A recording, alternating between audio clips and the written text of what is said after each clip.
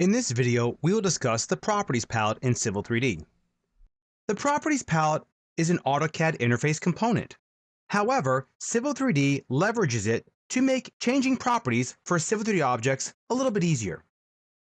The Properties palette should be docked and to the right on your AutoCAD Civil 3D application window. If it is not, let's go ahead and close it. There are a couple ways to get there. First off, a real quick and easy way is using the keyboard, press Ctrl 1, that'll bring it open.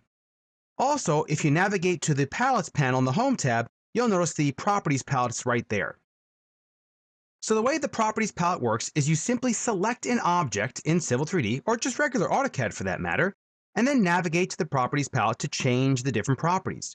So for instance, if I wanted to quickly change this surface to no display, I would simply click the Style drop-down, no display, and voila, like that, it is turned off. If I want to change this to a different style, I'll go ahead and just pick on, let's say, contours and triangles to do some surface editing, and there is the style defined. Let's press Escape to clear our selection set. Let's say I want to change this corridor object to use a different code set style because I'm ready to plot my corridor model, and I just want the planimetric graphics. This is defined by the code set style. I can simply navigate to the Properties palette, and then change the code set style, and change it to a style that I may have in my drawing that automatically turns off the link and point styles and so on.